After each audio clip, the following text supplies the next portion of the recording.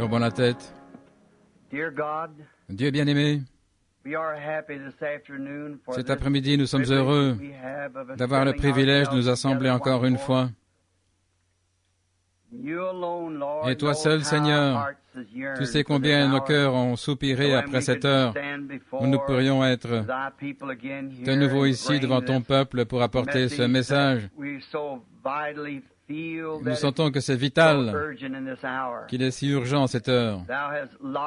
Tu nous as accordé ces quelques jours maintenant, et nous prions, cher Dieu, que ta main miséricordieuse soit sur nous pour nous guider et nous diriger. Et donne-nous ces choses dont nous avons besoin, Seigneur, car nos cœurs désirent ardemment mieux te connaître. Nous voyons le grand champ de la moisson blanc, mûr, et nous savons que le grain est prêt maintenant pour cette glorieuse époque du battage. Dieu bien-aimé, nous prions que tu fasses s'ouvrir la balle autour de nous. Puissions-nous reposer dans la présence du Fils ces quelques jours qui viennent et mûrir pour le royaume de Dieu. Bénis chaque chant qui sera chanté, bénis chaque prière et réponds à chacune qui sera priée, Seigneur. Sauve tous les perdus, rappelle à la maison du Dieu vivant et à la communion fraternelle ceux qui se sont éloignés. Nous te prions, ô Dieu, de guérir toutes les personnes malades qui viendront sous notre toit. Accorde-le, Seigneur, qu'il n'y ait plus personne de faible parmi nous à la fin de ces réunions. Et cher Dieu, alors pour nous-mêmes, nous qui proclamons en cette heure être l'Église, les appelés à sortir, ceux autour du monde qui sont sortis de Babylone pour être participants de cette merveilleuse communion en ces derniers jours. Nous te prions, Dieu, de bénir nos cœurs. Nous sommes vraiment affamés, Seigneur, et complètement vidés de toutes les choses du monde. Pour autant que nous le sachions, nous avons déposé tous les fardeaux qui nous enveloppent si facilement et maintenant courons avec patience dans la carrière qui est ouverte devant nous. Accorde-le, Père. Et qu'à la fin de cette réunion, nous soyons des chrétiens plus entiers, plus forts, meilleurs que ce que nous étions en entrant. Que Dieu reçoive toute la gloire, car nous le demandons dans le nom de Jésus. Amen. Je pense que c'est un grand privilège ce soir que j'attends depuis assez longtemps. L'autre jour, je disais à ma femme, je deviens tellement impatient à attendre d'arriver au tabernacle. J'ai d'autres amis, bien sûr, autour du monde, mais il y a quelque chose de spécial au sujet de ce tabernacle. J'étais pris de la poussière de ce coin-ci quand Dieu m'a donné la vie sur cette terre. Je pense que s'il tarde, je serai enterré ici quelque part. Quand il viendra, il me trouvera quelque part ici. Mais on dirait qu'il y a quelque chose quand je pense à Jeffersonville. L'autre jour, je me sentais tellement seul, j'avais la nostalgie, à moins que ce soit ces gens qui prient pour moi. Eh bien, tout ce que je peux faire, c'est de retourner et avoir quelques réunions, voir si on ne peut pas apprendre quelque chose du Seigneur. Peut-être qu'il veut que nous sachions quelque chose. Et le grand sujet vital que nous avons devant nous maintenant, c'est mariage et divorce. Et s'il y a une question, il doit y avoir une réponse. Il ne peut pas y avoir de question sans qu'il y ait de réponse. Peu importe ce que c'est, il doit y avoir une réponse. Et si Dieu le veut, j'essaierai d'en parler dimanche matin. Et alors demain soir, je pense qu'on sera là. Comment appelle-t-on cette école? Parkview Auditorium. L'école secondaire de Parkview. Combien ça vous sait? Je pense qu'on va mettre des panneaux. C'est un peu plus haut ici, à peu près à 1 kilomètre. Il y aura un panneau. C'est un beau bâtiment et il y a de la place pour prendre des notes et ce que vous voulez. Et je suis sûr que vous aimerez ça un petit peu mieux plutôt que d'être serré ici au tabernacle. Il y aura beaucoup de place, beaucoup de parking. Je pense qu'il y aura une petite consigne qu'on a promis de respecter. C'est qu'on ne doit pas arriver sur le terrain là avant... Pas avant 5h30. Je pense que ce serait une bonne idée d'arriver là à 6h30. Maintenant, il y a une autre salle, ici, pour 6000 places. Ça serait vraiment bien cette fois, peut-être qu'il nous laisserait avoir l'autre fois pour une grande réunion. Peut-être en été, quand je rentrerai d'outre-mer. Je pense que... Combien de places y a-t-il là? Le frère Neville dit il y a à peu près 4000 places. 4000. Eh bien, on ne manquera pas de place et il n'y aura pas besoin de se presser. Donc, venez à 6h30. Ainsi, comme ça, tout le monde pourra entrer à l'heure juste. Et je suis sûr que vous aurez une bonne place. C'est en pente comme ceci. Et il y a de la place pour pouvoir prendre des notes. Et Dieu voulant, maintenant je pense que c'est la réunion de prière de mercredi soir. La salle est à peu près pleine, ainsi je pense qu'il vaudrait peut-être mieux d'aller là demain soir. On l'a loué au cas où il n'y aurait pas assez de place pour tout le monde. On pourrait aller là-bas. Mais je crois que ce serait mieux d'aller là-bas. Vous ne trouvez pas, frère Neville, d'aller directement là demain soir? Combien pensent que c'est une bonne idée? Et alors, vous auriez beaucoup de place. C'est déjà loué. C'est déjà payé par des frères de l'Assemblée ici. Ça ne coûte que $50 par soir. Ce qui est très... J'aimerais avoir ça partout. Autant de place pour $50 par soir, un bâtiment tout neuf, une belle estrade. Bien sûr, je pense qu'on va ramasser l'offrande. On ne veut pas que ces frères payent ça de leur poche. On va les rembourser. Mais quand les frais et tout seront couverts, alors bien sûr, on pourra arrêter de prendre l'offrande. S'il y a des étrangers avec nous, c'est un principe chez nous de ne jamais demander, soutirer l'argent des gens. On fait passer le plateau à offrande. C'est un acte religieux. J'ai souvent essayé de ne même pas faire passer le plateau à offrande, mais ça ne marche pas. Voyez-vous, c'est que donner, ça fait partie de notre religion, c'est une partie de notre devoir, peu importe. Si c'est juste une pièce de 10 cents ou quoi que ce soit. Vous vous souvenez, Jésus un jour a vu une veuve qui passait quand les riches mettaient beaucoup de leur trésor dans le tronc. Et cette veuve est passée avec peut-être quelques enfants affamés à côté d'elle et elle a donné tout ce qu'elle avait, 3 pièces d'un cent. Et Jésus a dit, qui a donné le plus? Maintenant, si j'avais été là, j'aurais dit, ne faites pas ça, sœur. Écoutez, on a assez d'argent. Mais s'il ne l'a pas arrêté, il savait qu'il lui réservait quelque chose de mieux au bout du chemin. Alors voyez, après tout, elle avait une maison dans la gloire, vers laquelle elle allait. Et il ne l'a pas arrêtée. Il a laissé mettre ses 3 cents parce qu'elle tenait à le faire. Il fallait qu'elle y tienne, alors qu'elle avait des enfants, qu'elle était veuve et qu'elle n'avait que 3 cents pour vivre. Elle devait vraiment y tenir. Ainsi, vous voyez, quand les gens veulent donner, il faut leur donner l'occasion de le faire. Mais je pense à ceux qui se tiennent là et les gens qui disent qui veut donner $50, qui veut donner $20. Je pense que c'est dégradant pour votre intelligence. Je pense que les gens comprennent qu'il faut de l'argent pour organiser des réunions. Et je n'aurais jamais laissé faire une chose pareille, les administrateurs. J'ai dit, quand vous devrez faire cela, alors il sera temps que je retourne au tabernacle. Alors on n'aura pas besoin de le faire. Mais je crois vraiment qu'il faut faire passer le plateau à offrande pour que le service religieux soit complet. Alors ils feront probablement passer un plateau à offrande comme cela. Ils feront passer le plateau et ce sera tout. Et chaque soir, si le Seigneur le veut, je pense que le Seigneur m'a mis à cœur un message bien précis pour l'Église. Depuis plusieurs jours, j'ai prié et je ne vais pas commencer à en parler maintenant car ce n'est que l'autre jour, il s'est produit quelque chose de vraiment phénoménal, je vais vous en parler. Maintenant, le sujet principal, je pense, pour lequel Billy disait que la plupart avaient appelé, c'était sur mariage et divorce. Un sujet très important, et je ne savais pas comment l'aborder. Je suis allé prier à ce sujet, et le Seigneur m'a rencontré.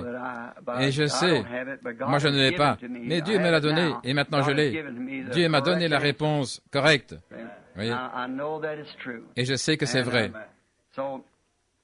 Ainsi, je ne sais pas encore exactement, peut-être dimanche, il se peut que je demande à nos sœurs de ne pas venir à la réunion de dimanche, elles, mais je ne sais pas. Ça dépendra si les femmes mariées veulent venir avec leur mari. Il y a des choses vraiment capitales qui doivent être dites, la vérité là-dessus. Alors nous voulons l'exposer entièrement par le « Ainsi dit le Seigneur », alors vous l'aurez. Vous connaîtrez exactement la vérité. Et je compte sur lui pour le faire. Et maintenant, j'étais là-bas au restaurant l'autre jour en train de manger.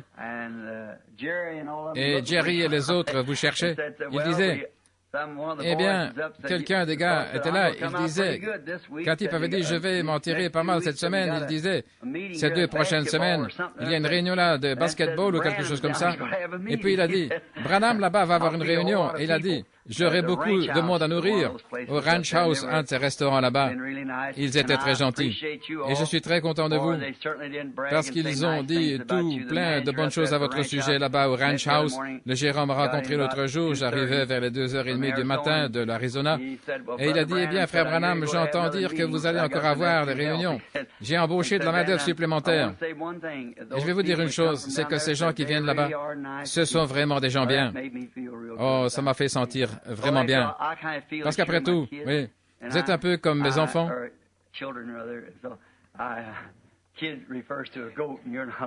Kids, ça fait référence à des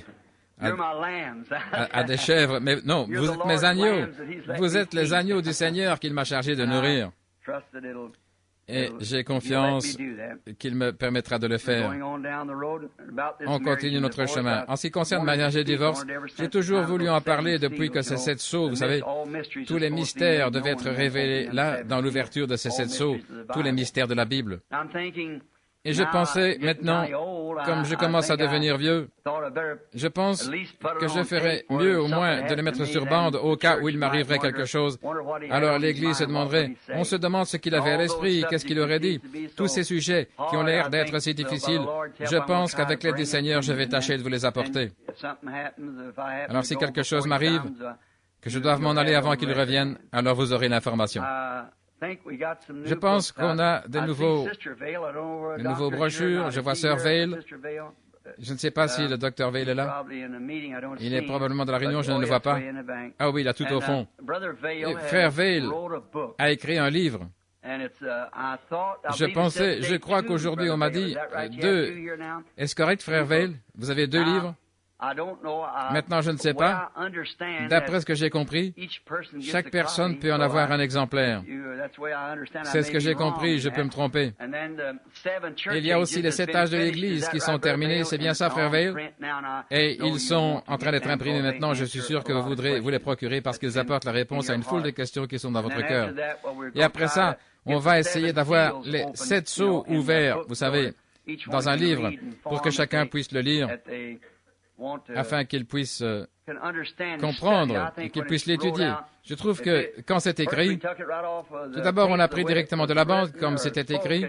Et vous savez, on peut apporter une prédication, c'est une chose, mais rédiger un livre, c'est autre chose.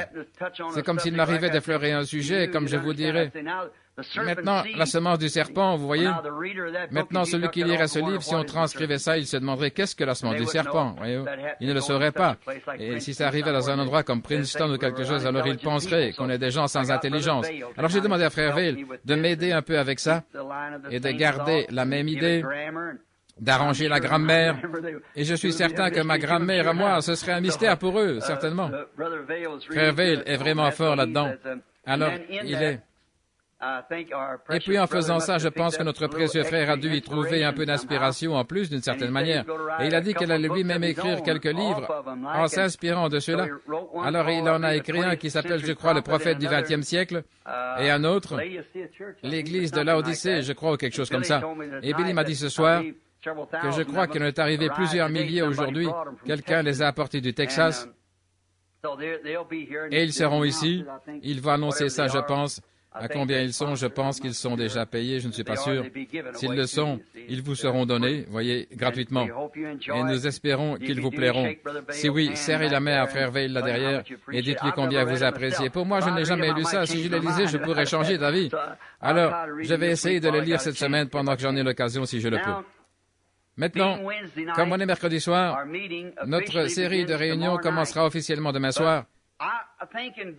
Mais je trouvais que vu que je suis ici, je ne pouvais simplement pas rester à la maison en sachant que vous étiez tous ici. Vous savez, c'est comme quand on a de la famille qui arrive, qu'on se dépêche d'aller les accueillir au bout de l'allée, vous savez. Et j'ai pensé que j'allais tout de suite venir vous souhaiter la bienvenue à Jeffersonville. Ainsi, la semaine passée, excusez-moi, c'était il y a environ 3 semaines, je suis rentré, j'étais parti, j'avais été à des réunions dans tout l'Arizona là-bas et j'étais rentré pour essayer de me relaxer. Je suis allé à la chasse et j'ai eu le record de l'Arizona pour le plus gros puma. Je l'ai poursuivi sur 32 km à travers la forêt pour l'attraper. Et pourtant, quand j'y pense, je n'aurais jamais cru quand j'étais un jeune garçon pour montrer comment ces choses arrivent, une petite maison que le Seigneur nous a donnée là-bas, pour les mois qu'on passe là-bas, et l'école pour les enfants. J'étais un jeune garçon, je pense que Jimmy Poole est ici ce soir, peut-être que son père est ici, Jim, le baraquet. On allait à l'école ensemble, je me souviens que j'étais assis là, un petit garçon en guenilles. Et j'avais des chaussures de tennis avec les orteils qui sortaient. J'empruntais une feuille à l'un et un crayon à l'autre. J'écrivais des poèmes et Madame Wood, qui est ici, m'a fait réciter cet après-midi-là. Ça a été enregistré, celui sur ma vieille Ford, vous savez. Elle a dit, nous devrions envoyer ça à Monsieur Ford. Il dit, il y a trop de vérité là-dedans. L'avant qui vibre et la boîte de vitesse qui grince et le volant qui ressemble à un casse-tête chinois. Mais j'ai toujours dit que la seule chose que j'avais à faire, c'était de compter les 4 pneus et de la secouer assez pour qu'elle démarre, et puis démarrer. Et je disais, ce n'était pas mal quand je la démarrais dans une côte. Et elle commençait très lentement.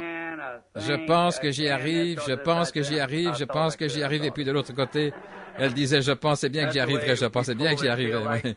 C'est comme ça qu'on monte cette côte, comme le voyage du pèlerin. J'avais un petit poème que j'avais écrit, quelque chose comme ceci. Maintenant, pensez donc, j'avais seulement une douzaine d'années.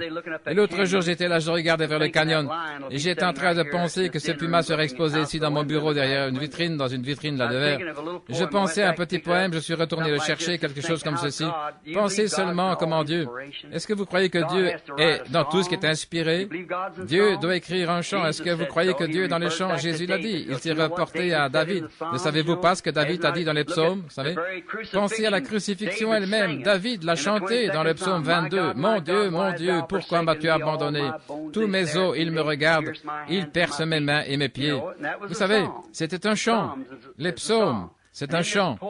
Et cette poésie, regardez bien comment elle s'est accomplie. J'étais assis là, un gamin en haillons, avec une feuille de papier. Je m'ennuie de ce lointain sud-ouest, où les ombres tombent au plus bas derrière la montagneuse crête. Je vois un coyote aux aguets tout autour, la brume mauve. J'entends hurler le loup gris dans le pâturage des bœufs. Quelque part dans un canyon, j'entends gémir un puma. Dans les lointains monts Catalina, au bord de l'Arizona. 40 ans plus tard, je me retrouve dans ce même canyon face à face avec ce puma. Oh Dieu! Il y a un pays de l'autre côté du fleuve quelque part, mes amis. Il est là, c'est tout, c'est certain. Il y a trop de choses qui en témoignent. Toutes ces choses ne sont pas que des mythes. Elles sont réelles, ce sont des réalités. Je suis si heureux d'être ici ce soir, d'être avec ces gens avec lesquels je m'attends à vivre pour toujours là-bas.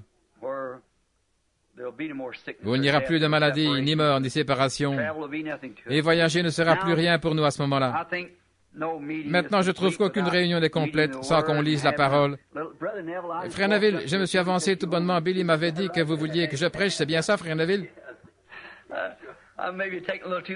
Je prends peut-être un peu trop de liberté, mais ça m'a fait tellement plaisir.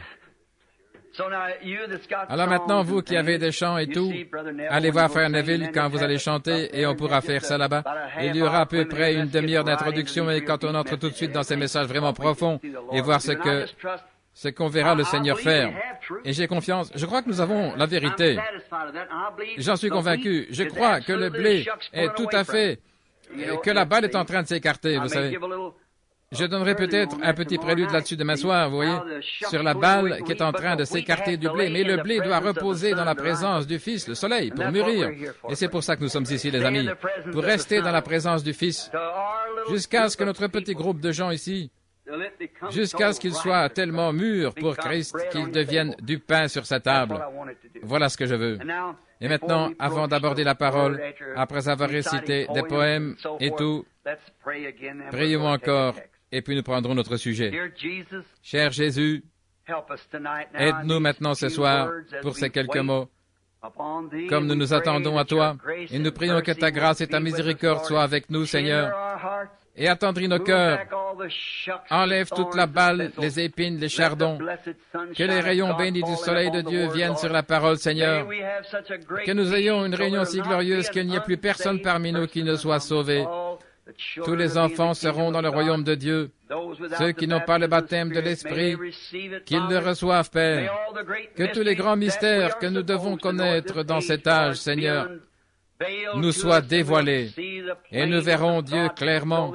Ainsi nous saurons comment nous comporter et agir en nous corrigeant et en soumettant les membres de nos corps par la discipline de la parole, afin que nous sachions comment nous devons vivre en ce jour présent alors que le Seigneur Jésus est proche. Alors que je lirai ta parole ce soir, Seigneur, il se peut qu'à cause de mon peu d'instruction, j'ai réussi à lire certains mots et peut-être que j'en prononce mal d'autres. Mais Seigneur Dieu, toi seul peux en faire sortir le contexte. Tu es le seul qui puisse le faire. Il n'y a aucun moyen pour qu'un être humain puisse jamais y arriver. C'est entre tes mains, Seigneur. Alors donne-nous chaque soir ces choses qui sont cachées dans ta parole, afin que nous soyons de meilleurs chrétiens et que nous vivions comme il faut à l'heure où nous sommes, comme des chrétiens modèles. Nous le demandons au nom du Seigneur Jésus. Amen.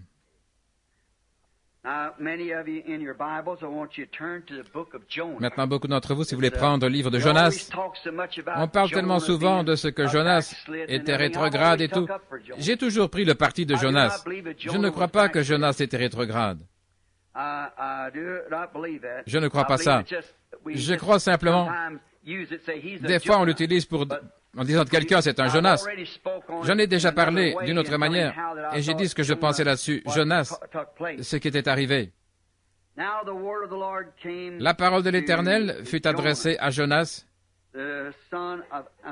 fils d'Amittai, en ces mots. « Lève-toi, va à Ninive, la grande ville, et crie contre elle, car sa méchanceté est montée jusqu'à moi. » Et Jonas se leva pour s'enfuir à Tarsis, loin de la face de l'Éternel.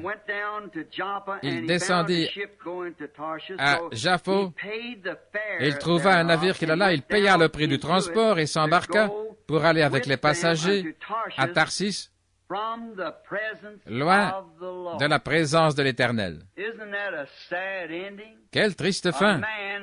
Un homme qui fuit la présence de l'Éternel. C'est mon sujet.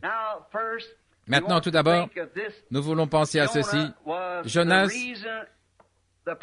la raison principale, je crois, pour laquelle il a fait cette chose extraordinaire-là, c'est parce que Jonas était juif.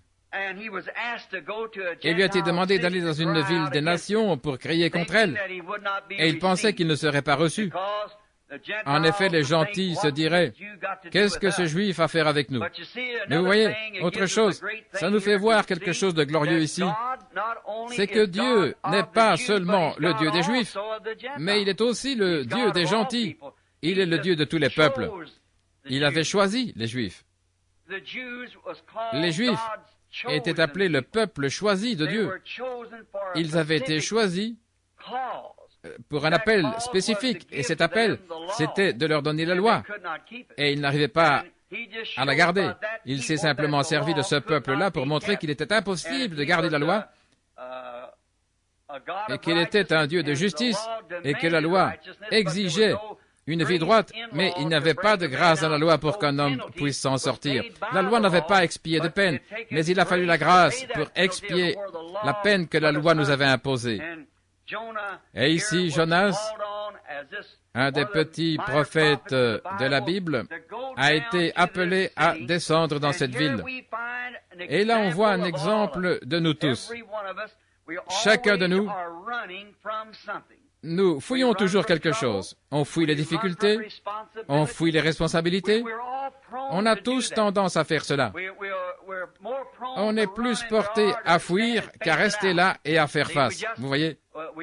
C'est simplement, on se met à fuir. Des fois, on est porté à fuir le travail. On ne veut pas travailler. Il y a des gens qui s'imaginent simplement qu'ils peuvent gagner leur vie sans travailler. Mais je pense que c'est Salomon qui a dit que c'est là qu'on peut trouver la réponse, en observant une fourmi. Vous savez, une petite fourmi. On m'a dit que si cette fourmi, si elle ne travaille pas pour faire des provisions, alors cette fourmi ne mangera pas non plus en hiver. Ainsi, chacun doit travailler. On a tellement de choses à faire, tellement de responsabilités auxquelles on doit faire face. Tout le monde doit faire face à une certaine responsabilité. Quand vous allez choisir votre épouse pour vous marier, ou choisir votre mari, vous devez prendre une responsabilité. Et alors vous devez vous souvenir, peut-être que vous construisez une maison, une belle maison. Souvenez-vous, en tant que femme mariée, vous devez penser à la responsabilité d'élever des enfants. Et vous devez penser que ces beaux murs bien lisses seront pleins de traces de petites mains sales. Ensuite, vous avez la responsabilité d'éduquer vos enfants, vous avez la responsabilité de les vêtir, de les nourrir. Tout est une responsabilité. Et c'est si facile quand les responsabilités sont devant nous de les esquiver. Et on découvre là que le mariage est une responsabilité à tous les points de vue. Très souvent, ce n'est pas facile à dire, mais c'est vrai, que des serviteurs de Dieu, souvent, esquivent une responsabilité de prendre position pour la vraie parole de Dieu quand ils y sont confrontés. Ils esquivent cette responsabilité.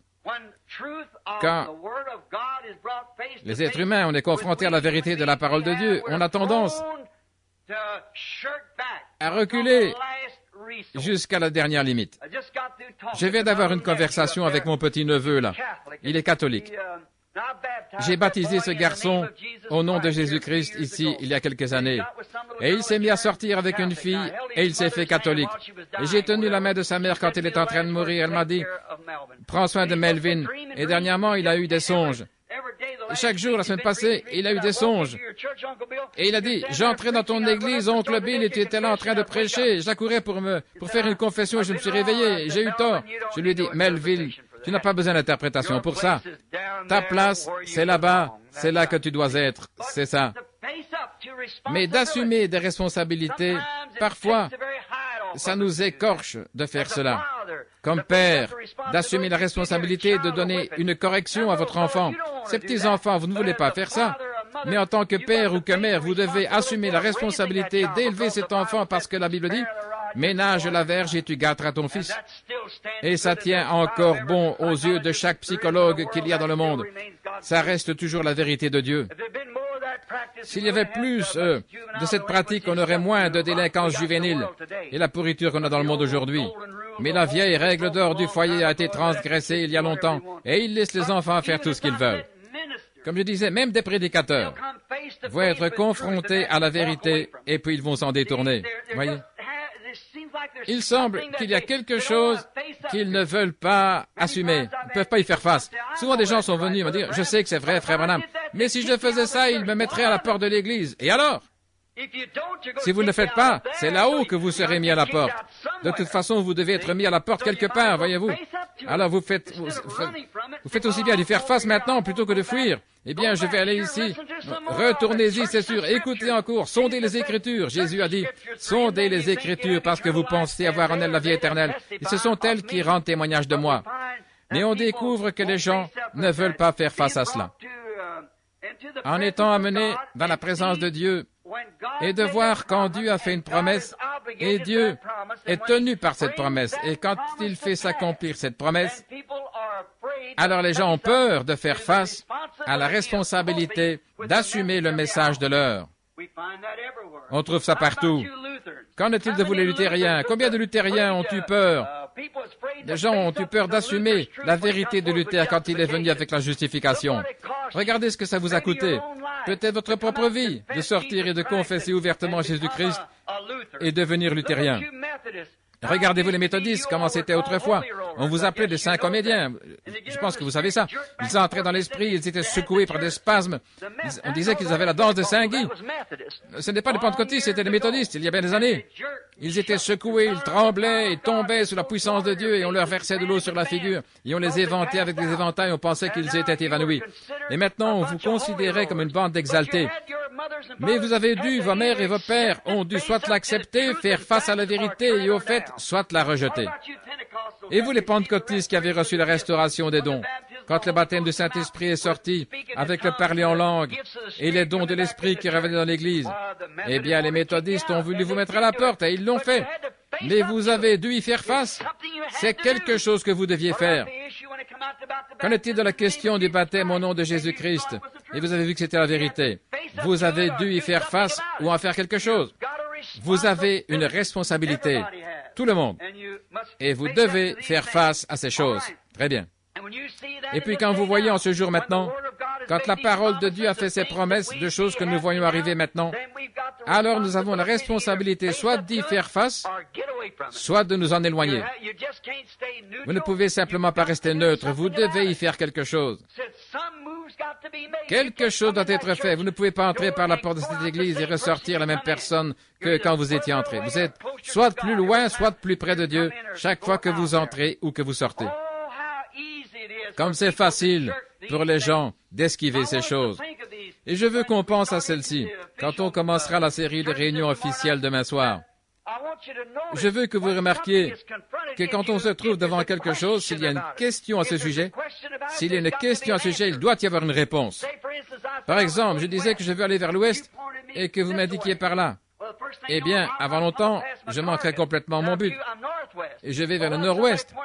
Et si quelqu'un m'indiquait par ici et que je vais par là, eh bien, je manquerai mon but à nouveau. Tant qu'il y a une question, où se trouve l'ouest, il doit y avoir une réponse directe quelque part. Et quand ces questions se trouvent devant nous, sur les vérités bibliques, il doit y avoir la bonne réponse quelque part. C'est vrai, elle doit y être. Et quand on voit quelque chose qui est présenté, je pense qu'au lieu de fuir, de dire « Oh, c'est absurde, je ne peux pas croire quelque chose comme ça », pourquoi ne pas prendre la Bible et s'asseoir et y faire face? Étudiez-la. En ce moment, vous êtes ici à la réunion. Examinez-le, vérifiez vous-même avec la parole, vérifiez la parole, par la parole. C'est la seule manière de lui faire dire la vérité. Et elle doit dire la vérité de la Genèse à l'Apocalypse. Christ est la révélation de toute la Bible.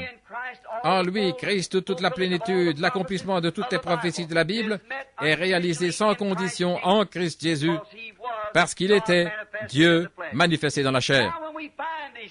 Maintenant, quand nous découvrons ces choses, toutefois qu'on y est confronté, et qu'on voit la puissance de Dieu en train d'agir et de faire des choses et de faire des œuvres surnaturelles, qu'on les voit s'accomplir, qu'on regarde dans la Bible et qu'on voit que c'est promis pour cette heure, alors quand on voit ces choses-là, alors on se trouve devant la responsabilité soit de l'accepter, je veux dire pour nous-mêmes. Maintenant, beaucoup de gens sympathisent, beaucoup de gens disent que c'est vrai. Ce n'est pas ça que vous êtes responsable. Ce n'est pas de ça. Comme j'ai dit, si j'étais un jeune homme et que je cherchais une épouse pour me marier, et qu'il y avait ici une jeune fille qui ait toutes les qualités que je trouve nécessaires à une femme, eh bien, côté moral, c'est une reine et charmante et un bon caractère, une vraie chrétienne. Tout ce que je peux espérer pour me faire une bonne épouse. Peu importe combien je dis qu'elle est parfaite, qu'elle est juste comme il faut, elle n'est pas à moi tant que je ne l'ai pas acceptée et que je n'ai pas pris la responsabilité de l'avoir comme femme. C'est la même chose avec le message. Vous pourriez dire, c'est vrai ou ceci, cela. Je sympathise avec, je crois que c'est la vérité. Mais vous devez l'accepter. Elle doit devenir une partie de vous et vous devenez une partie d'elle. C'est vous.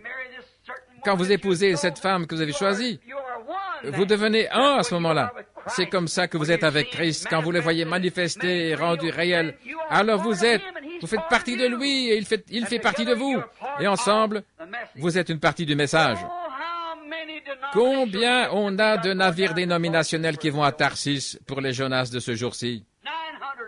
Il y en a 900 et quelques de navires qui prennent le chemin de la facilité.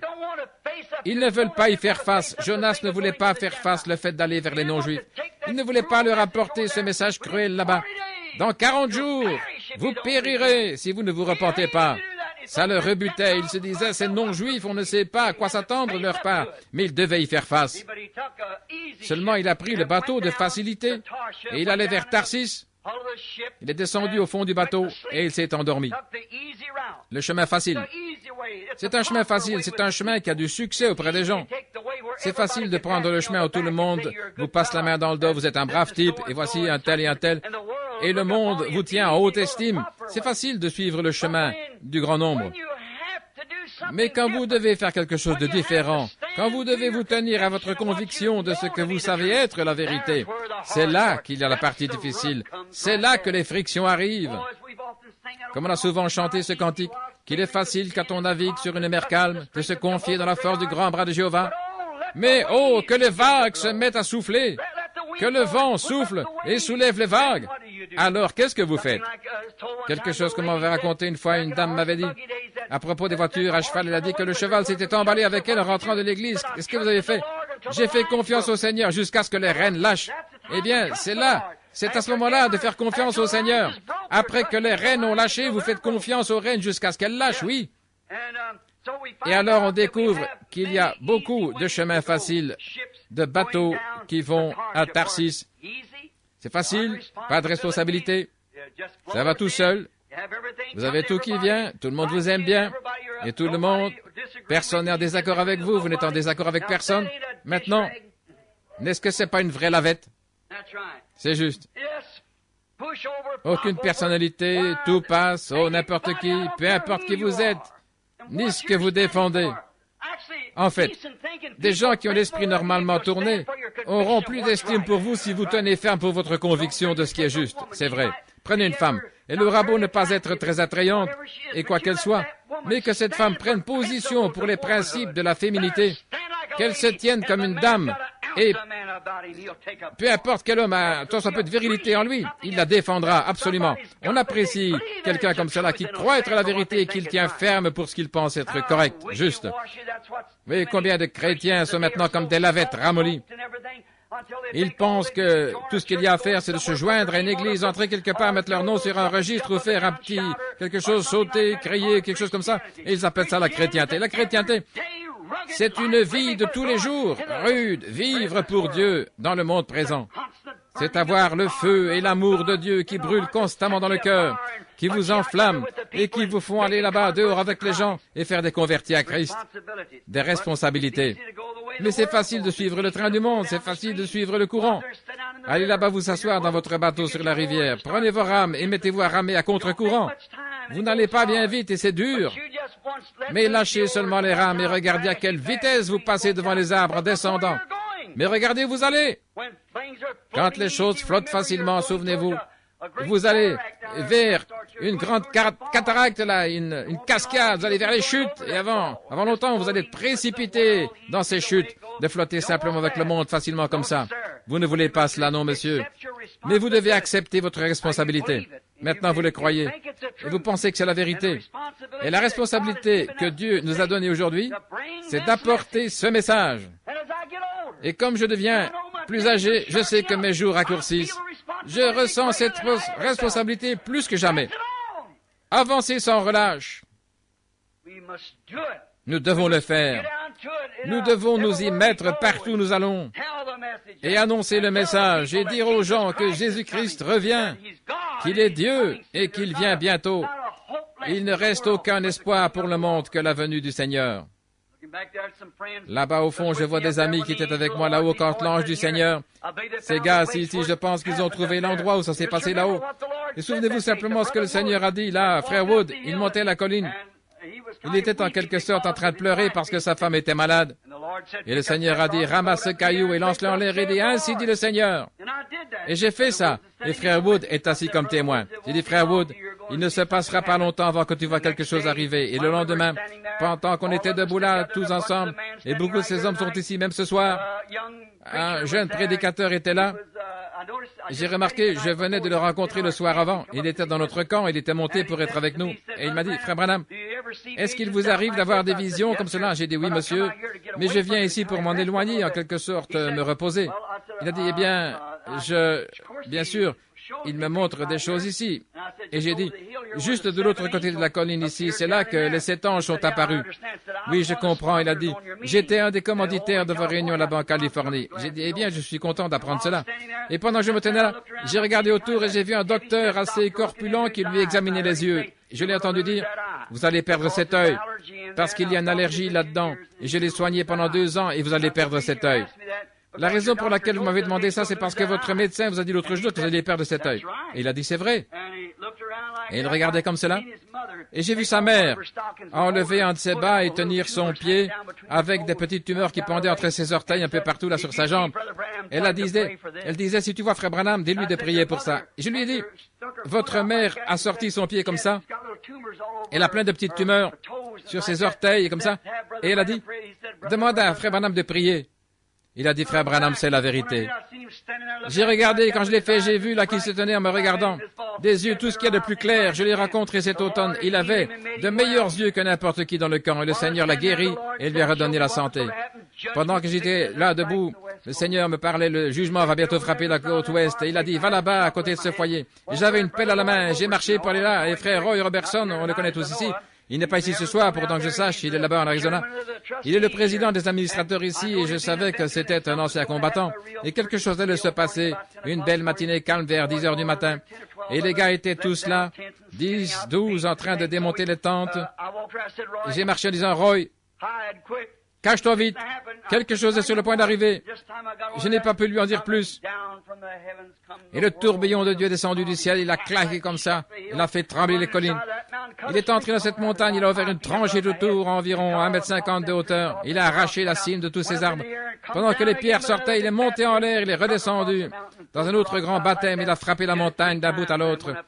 3 fois, puis il est monté en l'air. Frère Banks est venu vers moi, il a dit, « C'est ça que tu disais hier? » « Oui, monsieur, c'est exactement ça. » Et 2 jours après, l'Alaska a failli être englouti.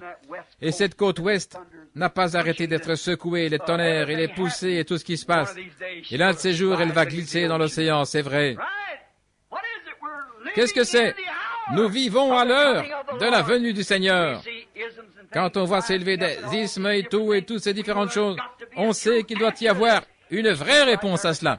Il y a des gens là dans le pays maintenant. Vous avez vu dans le journal, le Seigneur va revenir, vous savez que c'est faux. Jésus a dit, aucun homme ne connaît la minute ou l'heure.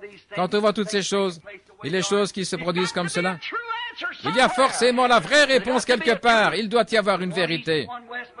L'un dit l'Est, l'autre l'Ouest, Sud-Ouest, Nord-Ouest ou quelque chose.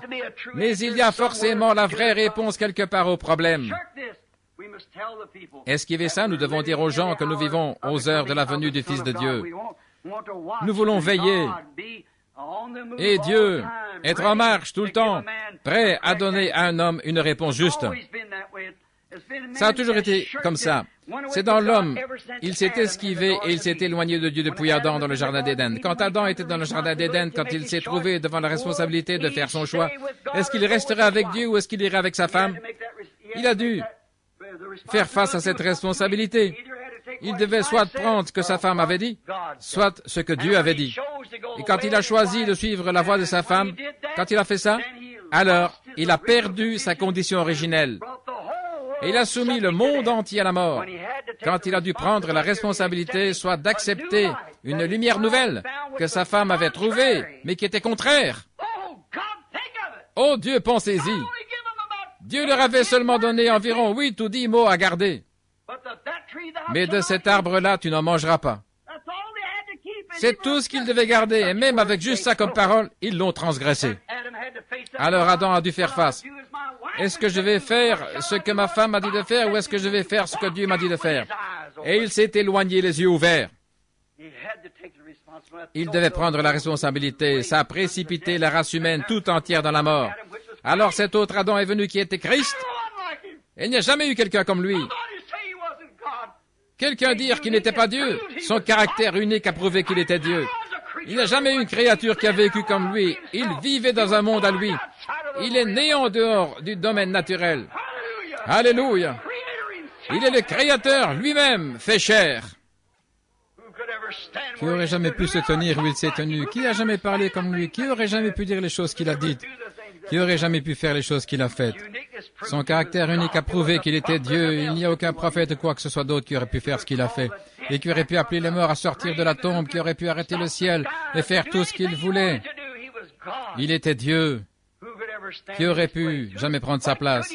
Qui pouvait-il être d'autre que ce Dieu parfait, immortel, qui a été fait chair et qui habitait parmi nous?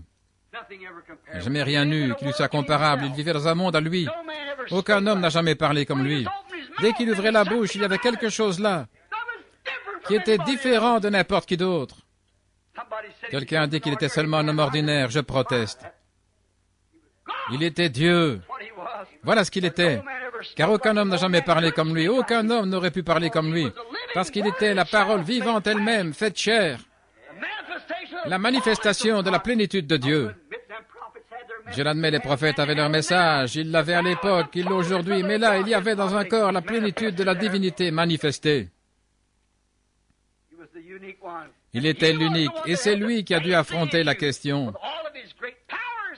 La question du péché, avec toute la puissance qu'il avait, il aurait tout à fait pu être le roi du monde. il le sera. Et pour ses saints, il l'est déjà. Il s'est tenu là. Quel homme aurait été pauvre, n'aurait pas eu d'endroit où reposer sa tête, alors qu'il savait même où se trouvait un poisson qui avait avalé une pièce de monnaie? Quel homme aurait pu prendre ces grandes cruches d'eau et les transformer en vin, et ne pas avoir d'endroit où poser sa tête? Il a dû assumer les responsabilités qui lui avaient été confiées. Quel homme aurait pu ressusciter de la tombe un homme qui était mort depuis 4 jours et qui était en train de pourrir? Est-ce qu'il n'aurait pas pu se sauver lui-même? Bien sûr qu'il aurait pu. Mais s'il l'avait fait, il ne nous aurait pas sauvés. Il a dû assumer les responsabilités. Et à cause de son obéissance à la parole, alors que la désobéissance d'Adam, qui lui avait pris le raccourci, le chemin de Tarsis, mais Jésus a pris le chemin de Ninive vers les nations pour se chercher une épouse. Je suis heureux ce soir qu'il l'ait fait. Alors on devrait se rendre à l'évidence qu'on lui appartient et renoncer au monde. Amen. Chaque homme a dû l'assumer, qui a une responsabilité devant Dieu. Prenons par exemple Noé. Il a dû le faire. Noé, Moïse, Élie et tous les autres, chaque âge. Ils ont dû assumer la responsabilité. Et ils ont dû le faire. Et c'est justement pour ça qu'ils ont été envoyés. Chacun à son temps. Remarquez Noé dans son âge de science, comme il a dû affronter quelque chose qui était tellement contraire à la science. Oh, il n'y avait aucune raison que ce ne soit pas contraire à la science. Vous voyez, c'était contraire à la science plutôt. On leur disait qu'il allait pleuvoir du ciel. Il n'y avait jamais eu de pluie qui était tombée du ciel. Maintenant, il a dû faire face. Dieu avait dit qu'il allait pleuvoir. Et alors, la foi sans les œuvres est morte. Si vous dites « je le crois » et que vous n'agissez pas, comme le message, si vous dites « je le crois » et que vous n'agissez pas, ça vous avance à quoi? Noé s'est mis au travail avec son marteau et il a construit une arche pour confirmer ce dont il parlait. C'est ce que nous devons faire aussi. Nous devons nous mettre au travail et prouver notre foi par nos œuvres. Nos œuvres prouvent notre foi. Moïse a dû le faire, Élie a dû le faire. Chaque prophète dans son âge a dû se tenir debout et faire face à ses responsabilités. Mais il y en a beaucoup qui n'ont pas fait comme Jonas. Il a fui, eux non. Remarquez, crie contre elle. Oh là là, c'est ça. Voilà ce que c'est. Voilà le sujet. Crie contre elle. C'est là qu'on peut vérifier. Rien qu'aller là-bas et dire à ces gens, dites, je suis venu me joindre à vous, les gars. Vous savez, je crois que je vais vous dire ce que je vais faire. J'ai une petite chose ici, je pense que je peux tous nous rassembler, on fera ceci, cela, autre chose. Mais c'était crie contre elle. Quand vous devez crier contre quelque chose, maintenant il a dû crier contre tout ce qu'il y avait là-bas. Crier contre la ville, crier contre leur travail, contre leur église, crier contre leurs prophètes, crier contre leurs prédicateurs, crier contre leurs prêtres. Crie contre elle, contre toute la chose. Crie contre elle. Noé a crié contre son âge, bien sûr, il l'a fait, contre les églises de son âge. Moïse a certainement crié contre son âge, contre les gens, les prêtres, et ainsi de suite. Il a crié d'un bout à l'autre du désert. À chaque croisement, il criait sans arrêt après le peuple. Élie était très impopulaire en son jour, parce qu'il criait contre cet âge-là. Certainement. Jean-Baptiste était très mal vu en son âge. Il a crié contre son âge. Il a dit au roi, le potentat du pays, il avait épousé la femme de son frère. Il a dû prêcher sur le mariage et le divorce un matin. Alors il a crié contre ça. Il a dit, il ne t'est pas permis de l'avoir. Ça lui a coûté d'avoir la tête coupée plus tard, mais il a crié et il est resté à son poste. Il n'a jamais pris le bateau pour Tarsis en disant, « Eh bien, je veux être d'accord avec toi, Hérode, c'est bon puisque tu trouves qu'elle est gentille, que c'est une bonne épouse. Vas-y. » Oh, miséricorde. C'est le lavette. Vous voyez, n'importe quelle petite chose. Ce n'est bon à rien qu'à nettoyer des assiettes sales. Mais remarquez, Jean n'était pas comme ça.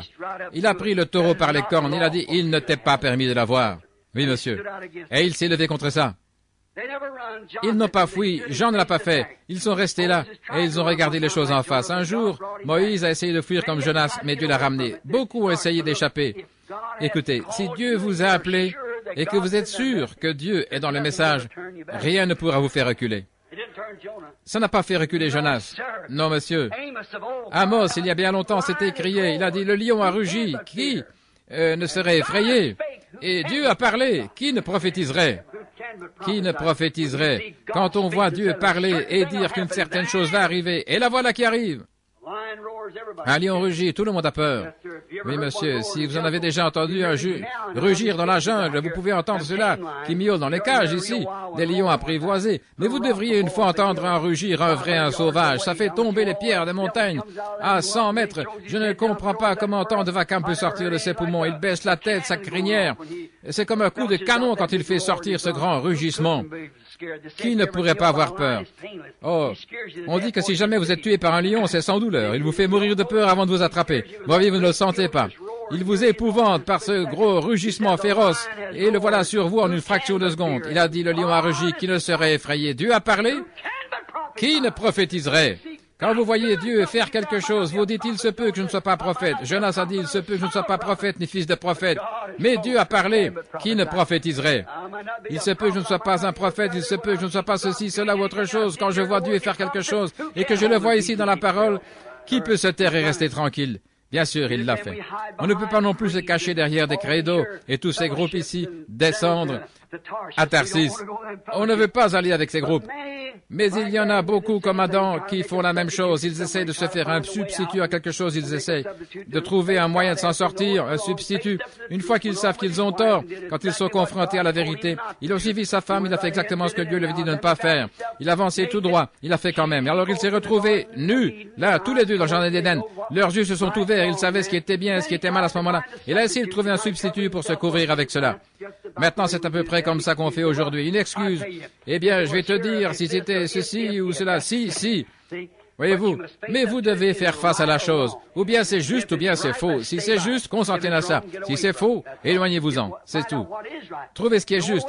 Pas question d'attendre plus longtemps. Trouvons tout de suite ce qui est la vérité, ce qui est juste, et consentez à cela. Nous savons que c'est vrai. Maintenant, nous voyons aujourd'hui que les gens sont tellement... On dirait qu'il n'y a plus aucune sincérité dans les églises. Là-bas, nous habitons dans une maison d'une précieuse sœur qui vient à l'église. Elle est probablement assise ici ce soir et elle la loue à des gens. Elle a vraiment été très gentille avec nous pour cette maison, de nous laisser avoir la maison. Alors, je mentionnerai bien son nom, mais elle ne voudrait peut-être pas que je le fasse. Elle a été si gentille avec nous, et on ne voudrait surtout pas la dévoiler publiquement. Mais elle a été une femme très très gentille, et dans la maison, il y avait une télévision là dans un coin. On a une petite maison duplex. J'ai une grande famille et pas mal d'enfants. Et vous savez, il leur faut des lits. Il y en a plein, des tas d'affaires dessus, et on doit enjamber ceci, cela quand on entre et quand on sort. Et alors là-bas, il y avait une télévision.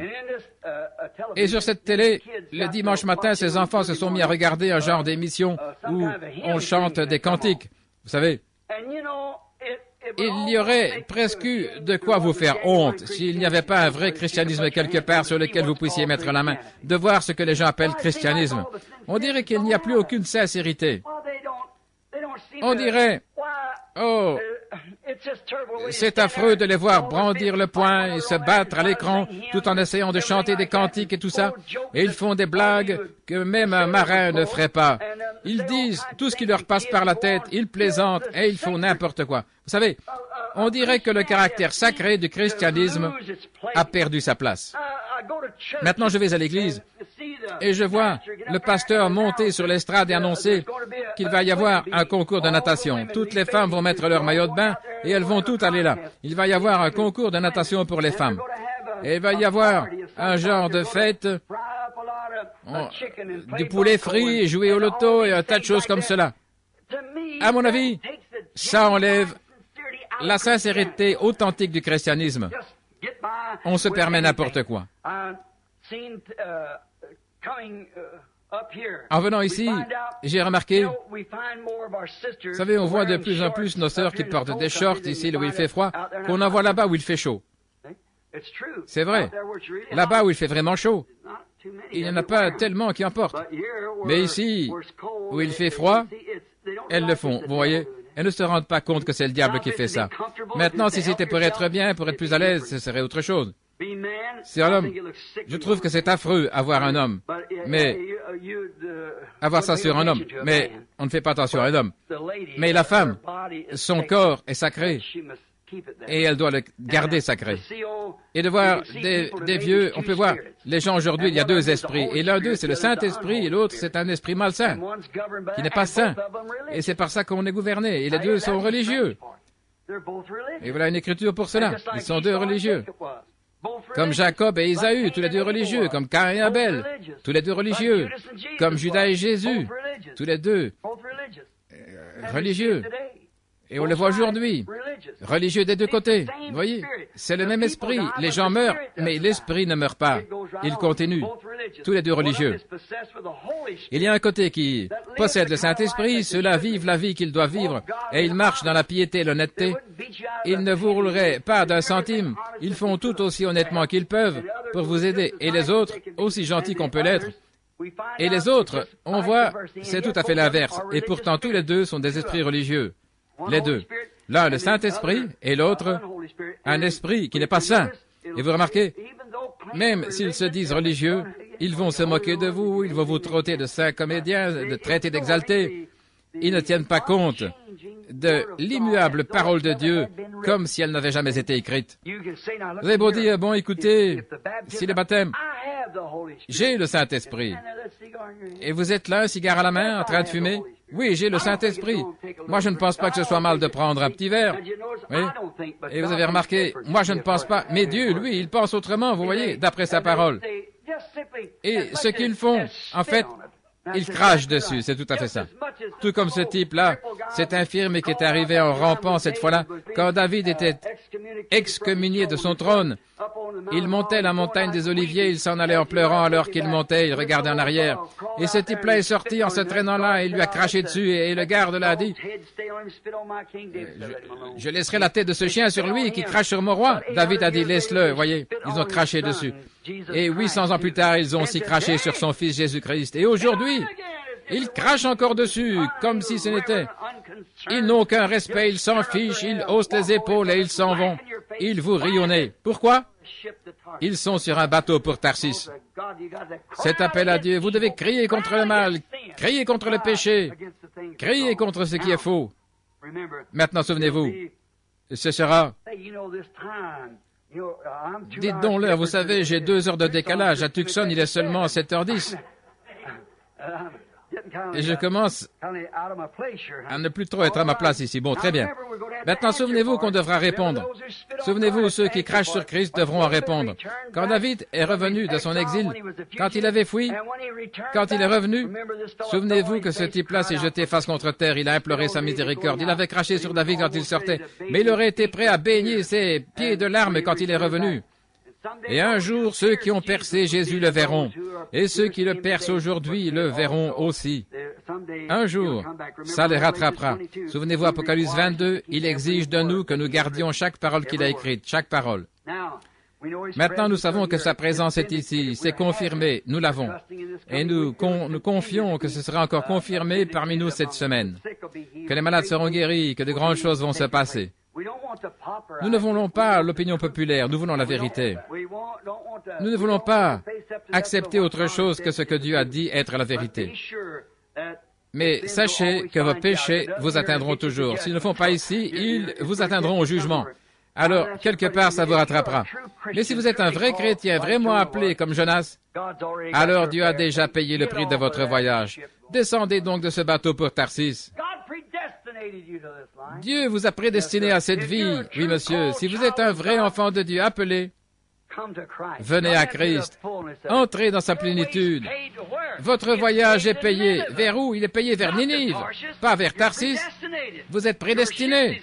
Votre bateau, il y a un bateau qui part à l'instant même. Il se met en route. Alors la seule chose à faire, c'est d'embarquer. Et si vous étiez comme Dieu, vous ne pourriez jamais trouver la paix. C'est comme mon neveu tout à l'heure. Ça fait à peu près 10 ans maintenant qu'il erre à gauche et à droite. Des fois, le matin, il va à cette église catholique-là. Il prend celle-là à cause de ce que dit un Saint-Père là-bas et puis un autre ici et là. Et qu'est-ce qu'il y gagne au bout du compte, voyez? Et maintenant, il a encore faim et soif. Je lui ai dit, mon garçon, ta place, c'est là-bas à l'hôtel. Il n'y a pas moyen d'échapper. Quand Dieu est à votre housse, vous faites aussi bien d'abandonner la partie et d'y aller, c'est tout.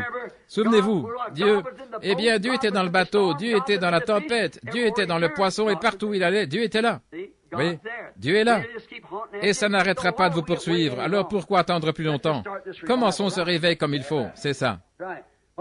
Qu'est-ce que vous attendez? Nous croyons que la venue du Seigneur est proche et qu'il aura une épouse et qu'elle sera prête. Nous ne voulons pas de bateau pour aller à Tarsis. Nous allons à Ninive.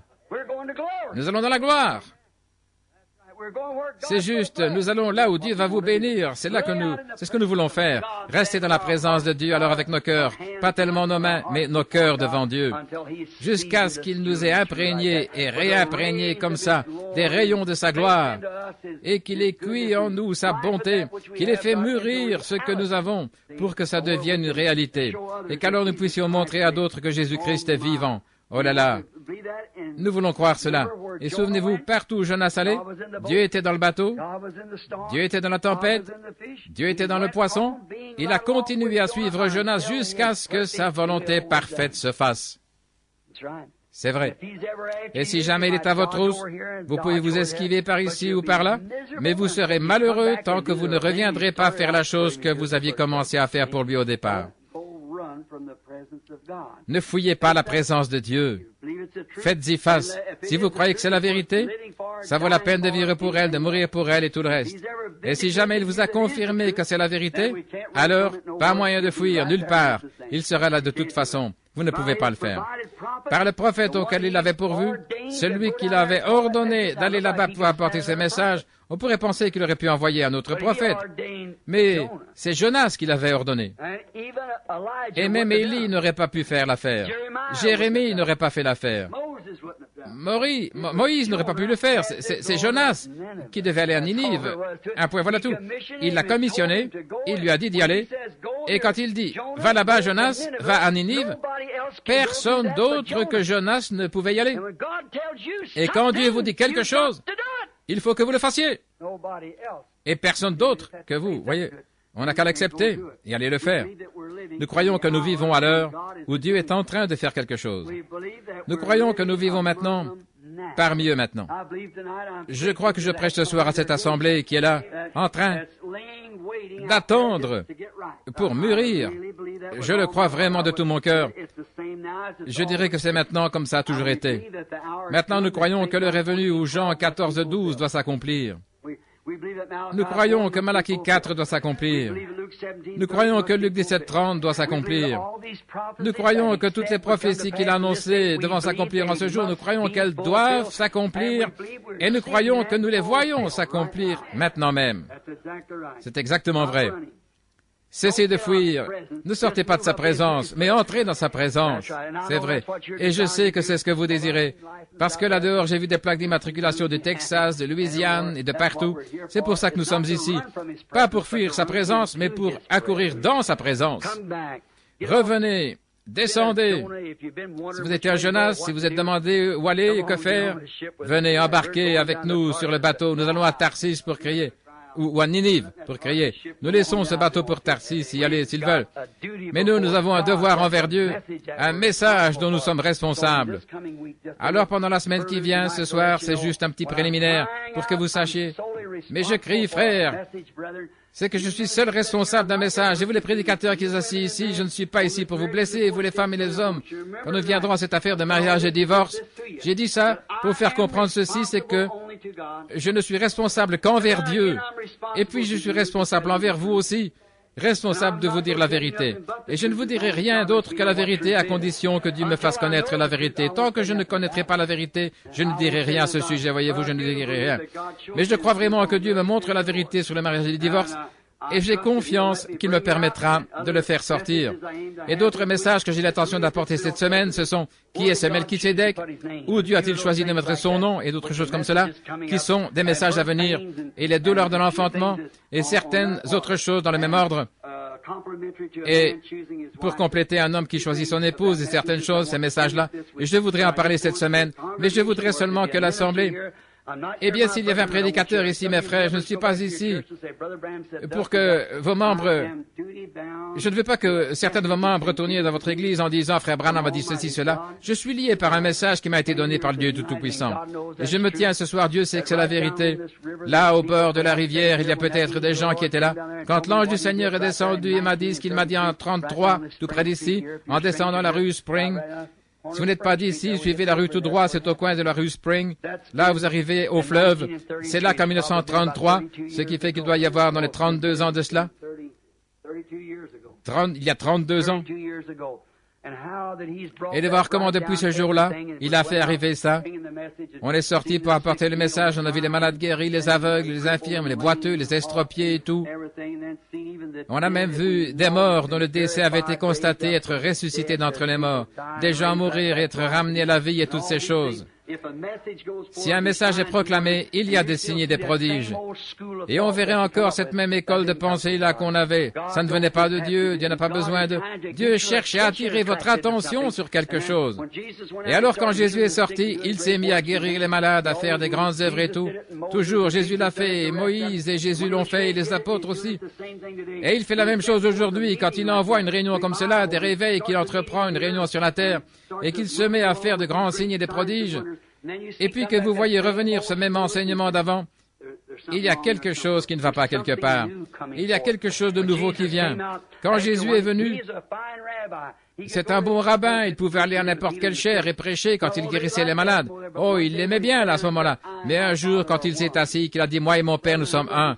Oh, frère, il n'était plus populaire après cela, quand il a dit « Si vous ne mangez ma chair et ne buvez mon sang, vous n'avez pas la vie en vous-même. Mais celui qui mange ma chair et boit mon sang a la vie éternelle, et je le ressusciterai au dernier jour. » À partir de ce moment-là, il n'a plus été populaire. Il disait « Cet homme est un vampire, un Belzébul, c'est pour ça qu'il peut faire ces choses. Un diseur de bonne aventure, il perçoit leurs pensées. C'est un diseur de bonne aventure. » Mais ce qu'il était la parole de Dieu manifestée pour cette heure. Et il était lié par devoir. Il a dit « Je fais toujours ce qui est agréable à mon Père. » Que Dieu nous aide à faire la même chose, à faire ce qui est agréable au Père. Et j'espère que vous comprendrez. Si vous n'êtes pas d'accord avec moi sur ces messages et ces choses, j'espère que vous n'oublierez pas et que vous aurez au moins assez de respect pour voir que j'ai une responsabilité. Je ne vais pas à Tarsis. Je suis en route pour Ninive et je dois crier. Que Dieu vous bénisse tous. Courbons la tête maintenant.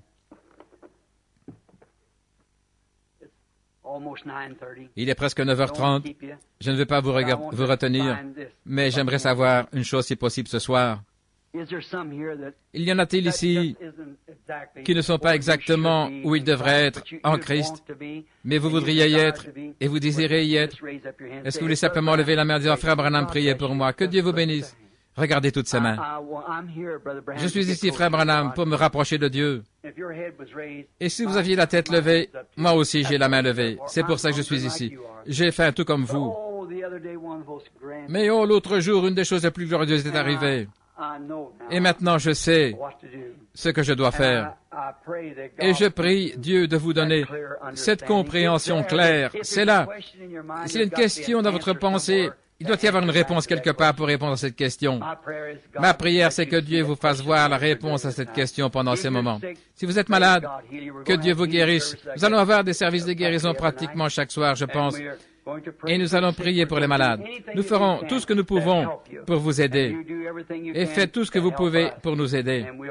On travaillera ensemble, confiants que Dieu nous donnera de glorieuses réunions. Maintenant, Dieu notre Père, c'est quelques paroles entrecoupées, mais elles sont entre tes mains maintenant. Ça a été parlé. Je devrais en répondre. Ces mots ne pourront jamais s'éteindre. Ils vont continuer autour de la terre. Ils sont enregistrés. Et un jour, j'y devrais y faire face à nouveau. J'en suis conscient, Seigneur. Et je le dis avec une profonde sincérité. Dieu bien-aimé, ce soir, je prie que chacun de ceux-ci, tes enfants, et oh Dieu, je veux croire qu'avant la fin de la semaine, ils comprendront que la question qui les préoccupe tant ce soir sera réglée. Accorde-le, Seigneur. Il y en a ici qui ne te connaissent pas encore comme leur Sauveur, Père, ou qui n'ont peut-être jamais été remplis du Saint-Esprit. Que ce soit fait ce soir. Seigneur, je ne peux remplir personne du Saint-Esprit, pas plus que je ne peux sauver qui que ce soit. Je peux seulement leur dire ce que tu as dit. Heureux ceux qui ont faim et soif de justice, car ils seront rassasiés. Et je te prie, ô Dieu, de créer une telle faim dans leur cœur. Beaucoup, Seigneur, forcément qu'ils ont faim, sinon pourquoi feraient-ils des centaines de kilomètres sur des routes verglacées et dans la pluie, à travers des déserts pour venir dans un petit bâtiment ici, au coin de la rue? Et alors je repense à ce que tu as dit. En quelque lieu que soit la carcasse, là s'assembleront les aigles. Nourris-nous, Seigneur, de ta manne divine. Donne à nos âmes ce dont nous avons vraiment besoin. Nous avons soif de toi, Père, nous sommes entre tes mains maintenant. Et que le glorieux Saint-Esprit qui est descendu sur la montagne là-bas l'autre jour, je te prie qu'il sature chaque cœur qui est ici de sa bonté, de sa miséricorde et de compréhension. Nous réalisons, Père, que c'est ce dont nous avons besoin, c'est de comprendre. Car si nous ne savons pas ce que nous faisons, comment pouvons-nous savoir le faire? Mais il nous faut avoir de la compréhension. Comme Daniel le disait, il avait compris par les écrits du prophète Jérémie. Et Père, nous comprenons par l'écriture du Saint-Esprit, comme il veut nous le révéler en cette heure. Exauce, Seigneur, les désirs de toi que nous avons. C'est avec un cœur rempli de tendresse que nous te demandons, Père, pour ta gloire, dans le nom de Jésus-Christ. Maintenant, gardons la tête inclinée. Et pendant que notre sœur joue, il me donnera grâce et gloire et m'accompagnera jusqu'au bout. Je voudrais que vous priez en silence maintenant et que vous demandiez au Père Céleste de vous accorder ce soir ce dont vous avez besoin. Mon cher frère, ma chère sœur, il est aussi proche de vous que votre bras. Vous m'avez cru pour d'autres choses, alors croyez-moi pour ça. Il est ici pour vous donner tout ce dont vous avez besoin. Oh, ces dernières semaines, j'étais tellement affamé, tellement assoiffé, j'avais tellement envie de vous revoir. C'est pour ça que j'ai dit à Billy, Billy, rentrons chez nous. Mais Daddy, pourquoi veux-tu retourner là-bas, là où il fait froid, Bill? Tu attrapes toujours un mal de gorge et tout. Tu te retrouves toujours avec un rhume de cerveau enroué et tu n'arrives presque plus à parler. J'ai dit, eh bien, je ne sais pas. Je lui ai dit, je vois mon ami Charlie Cox assis là-bas. Je lui ai dit, je suis impatient d'entendre Charlie dire, le petit écureuil a grimpé sur cet arbre là-bas. J'ai tellement envie d'entendre ça. Je veux simplement être avec vous, c'est tout. Je sais que mon frère Banks a été très malade. Je l'ai vu en vision il n'y a pas longtemps. Il était allongé sur le dos. Et je sais qu'il a bien failli nous quitter dernièrement.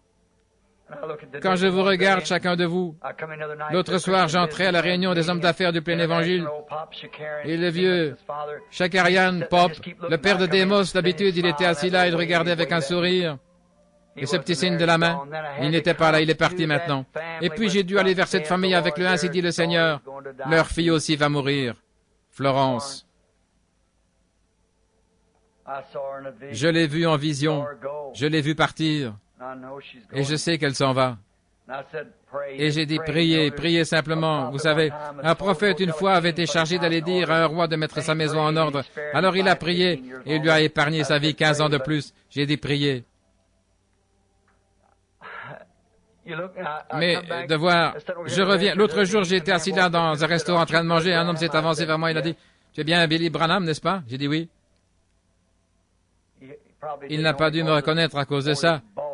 Ce que je porte a pour couvrir l'endroit chauve de ma tête. Je portais ce postiche pour éviter d'attraper un mal de gorge. Il s'est approché, il a dit, je pensais que c'était toi, Billy. J'ai dit oui. Et toi, qui es-tu? Je suis John Warman. Et comment va Zip? Oh, Billy, il est mort. Je passais dans le palais de justice, j'étais allé payer ma taxe d'habitation. Et comme je passais dans le palais de justice, une femme m'a interpellé et elle a dit, vous savez que John est mort, ou un autre nom, c'était peut-être pas John ou Ed ou quelque chose. J'ai dit, je ne reconnaissais pas la dame, je me sentais gêné. Et elle s'est rendue compte que je ne savais pas qui elle était. Elle a dit, est-ce que vous vous souvenez de cette nuit sombre où la rivière en crue emportait les maisons dans la rue Chestnut, quand vous avez risqué votre vie pour entrer dans une maison et en faire sortir une femme et ses enfants? J'ai dit, c'était vous? Elle a dit, cette femme, c'était moi. Elle s'était mise à hurler pour son bébé, vous connaissez mon histoire. Et elle a dit, celui que j'appelais mon bébé, il est marié, il a une famille maintenant. Voyez. Et la voilà âgée, les cheveux gris, et moi aussi. Comme si, une par une, nos cartes étaient retirées du fichier. Quand on a des réunions, je vois que celui-ci n'est plus là et celui-là n'est plus là. Il nous faut tous partir un jour, mes frères et sœurs, il y a un lieu de rassemblement. Assurons-nous bien d'être en règle. Voulez-vous le faire? Que toute notre compréhension de Dieu et tout, que tout ça ne soit pas en vain. Croyons. Père, ils sont entre tes mains. Je suis entre tes mains, Seigneur. Si nous sommes ici maintenant, c'est pour nous consacrer avant cette série de réunions qui va commencer demain soir. Veux-tu nous aider, Seigneur? Que nos conversations soient constamment centrées sur toi, que nos cœurs et esprits soient toujours fixés sur toi. Alors, tu as dit que tu garderais dans une paix parfaite. Il est également écrit dans ta Bible, ne t'appuie pas sur ta propre compréhension. Nous ne voulons pas notre compréhension, nous voulons ta compréhension des choses, Seigneur. Donne-la nous. Et qu'un réveil vienne dans nos âmes, à tel point que ce groupe de gens sera d'un seul cœur et d'un même accord. Accorde le Père.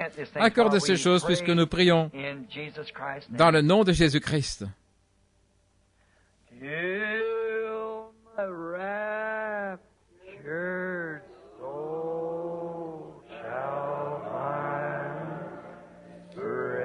Jusqu'à ce que mon âme ravie trouve le repos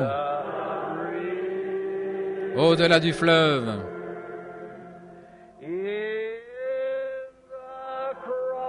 Dans la croix. Dans la croix.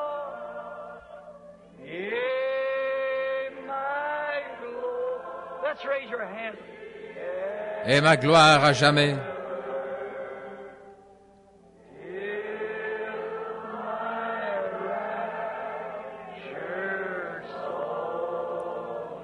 Jusqu'à ce que mon âme enlevée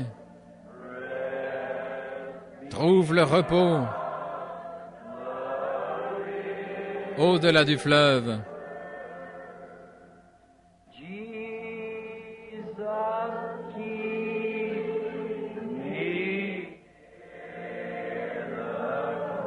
Jésus, garde-moi près de la croix.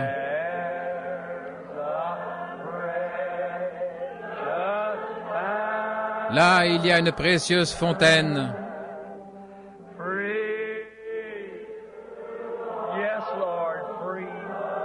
Librement, un flot qui guérit.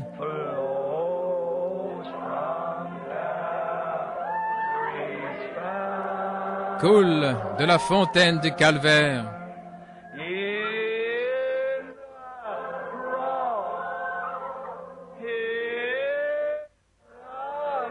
Dans la croix, dans la croix. Et ma gloire à jamais.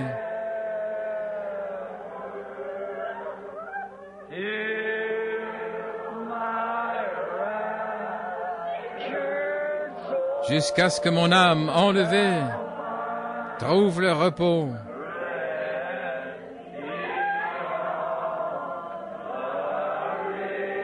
Au-delà du fleuve.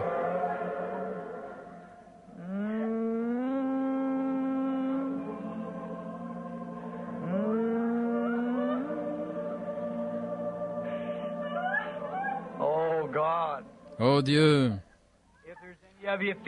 s'il y en a parmi vous qui aurez à cœur de venir s'agenouiller à l'autel, si vous voulez venir pour dire « Je ne suis pas où je devrais être, Seigneur, je veux me reconsacrer, je veux le faire ce soir, Seigneur », alors je vous invite à venir, nous serons ici pour prier avec vous.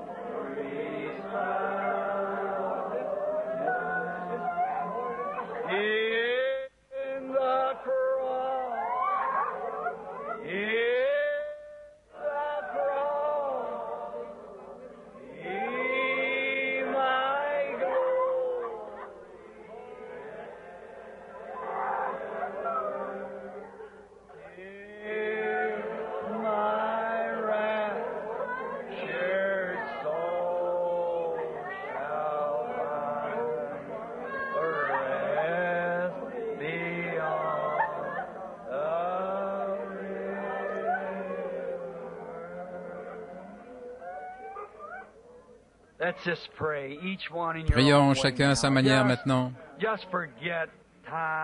Oubliez le temps. Courbons simplement la tête dans sa présence. Il y a cette petite dame ici qui crie « Seigneur Jésus, je t'aime ». Vous vous souvenez quand vous avez été sauvé il y a des années? Vous vous souvenez combien c'était doux? Il est aussi doux ce soir. Prions chacun à sa manière. Consacrons-nous ensemble, entièrement au Seigneur. Cher Seigneur Jésus,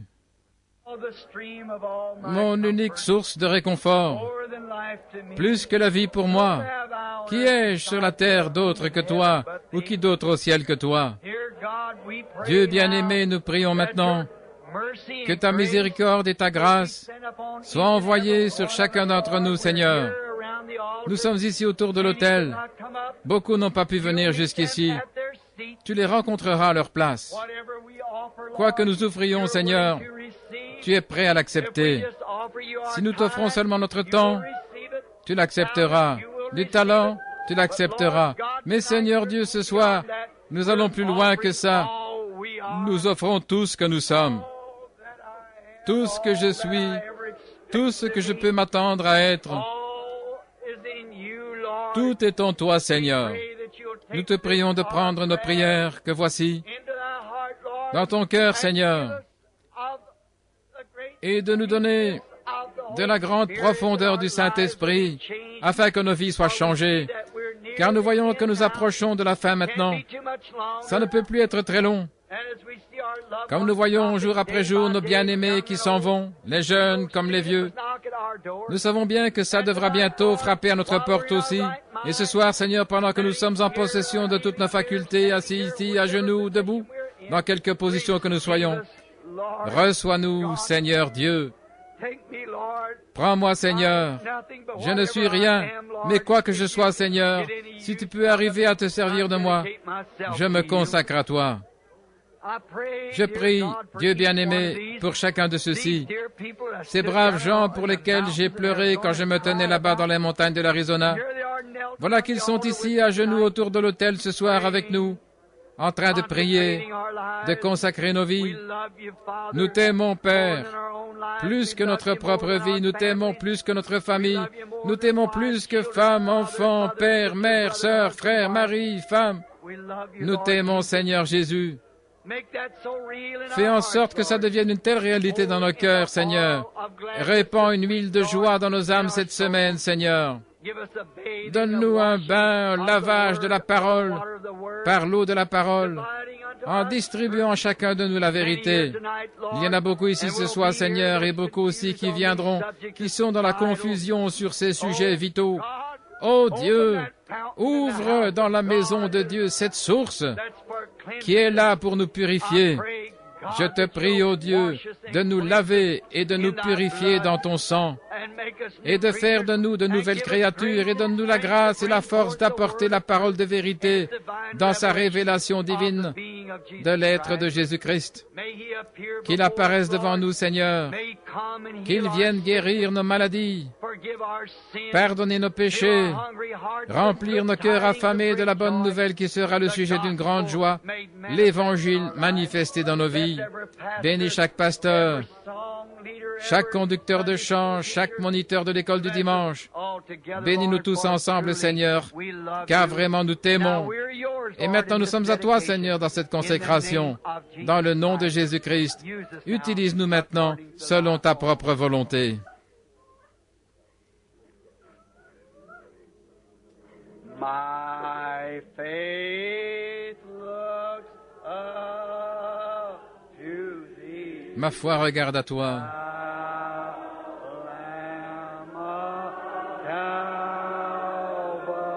Toi, agneau du calvaire, Sauveur divin,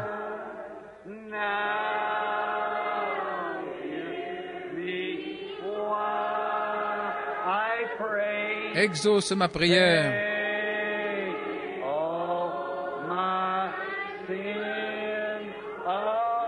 Enlève tout mon péché.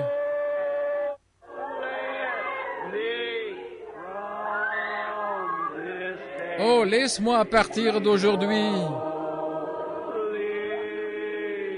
être entièrement à toi. You love that? Vous aimez ça? Sing again. Chantons-le encore. Life's dark maze I tread. Comme je marche dans le sombre labyrinthe de la vie, Grief around me spread. et que les chagrins autour de moi se multiplient, My God, toi, sois mon guide. this darkness turn to day. Ordonne que les ténèbres se changent en jour. Sorrow, tears, always. Essuie mes larmes. Lord, let me ever stray. Et ne me laisse jamais m'égarer loin de toi. Does that make you feel good? Est-ce que vous sentez bien? How many likes to sing them old songs? Combien aiment chanter ces vieux cantiques? Oh, je les aime tellement. Marching to Zion. Nous marchons vers Sion. Beautiful, Merveilleuse, merveilleuse Sion. marching upward to Nous marchons vers le haut, vers Sion. La merveilleuse cité de Dieu.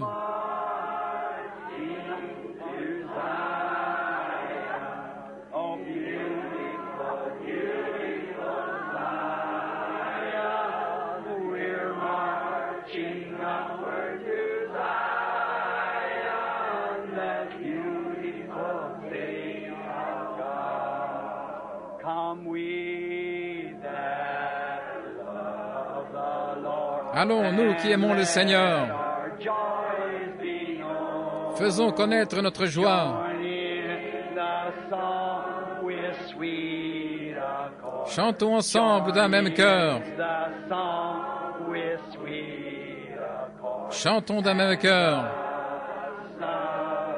Around the throne and the... Et entourons le trône. Now let's stand up now as we sing and shake hands one another. Levons-nous pour le chanter maintenant et donnez-vous la main les uns les autres. Marchons vers Sion. We're marching upward to Zion, that beautiful city of God. Let's raise your hands up now to God. Oh, we're Levons les mains maintenant vers Dieu.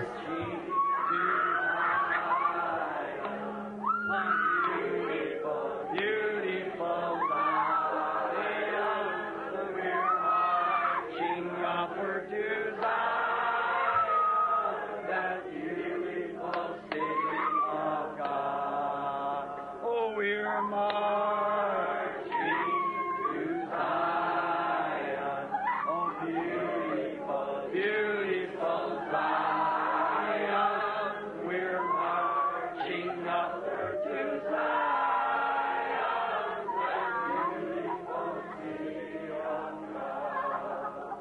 Doesn't that make you feel wonderful? Est-ce que vous ne sentez pas merveilleusement bien?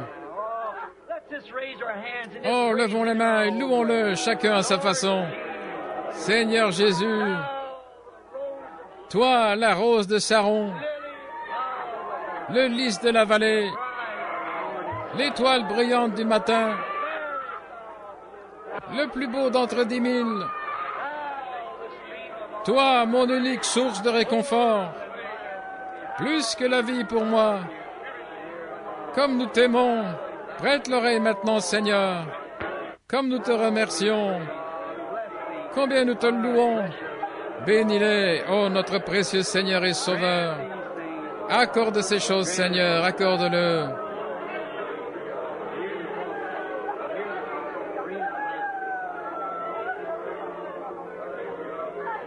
Hear the cross be my glory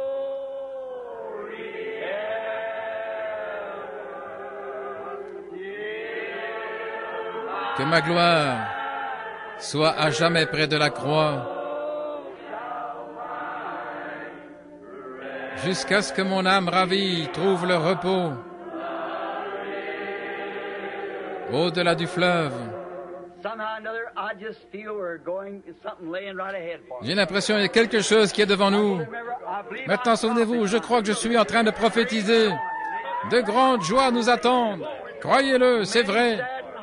Beaucoup de cœurs attristés de grands mystères seront éclaircis et la tristesse des gens se changera en joie.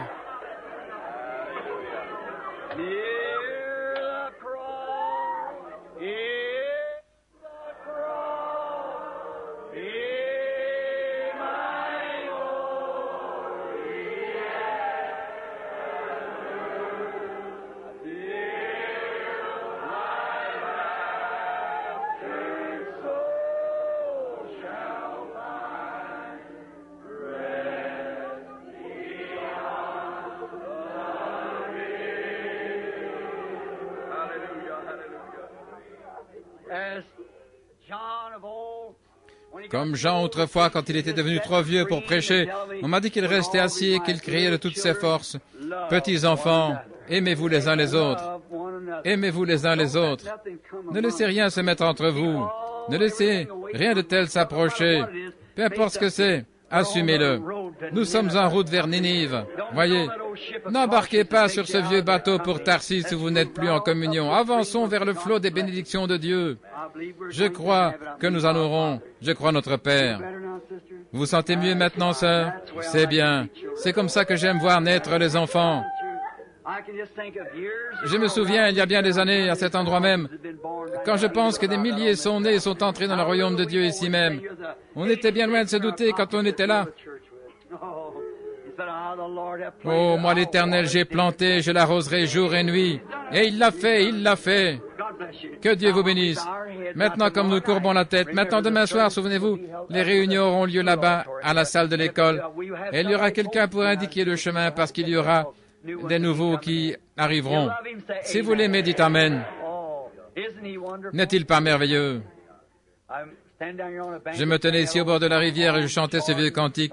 Au bord du Jourdain, je me tiens. Pensez donc, ça fait 30 ans, 33 ans. Mes yeux se portent au loin, je vois là-bas mon Canaan, terre de mon trésor. Et beaucoup de ceux que j'ai baptisés ce soir-là sont là-bas maintenant. Ils se tenaient là, ils ont vu de leurs yeux cette étoile du matin quand elle est descendue des cieux en tournoyant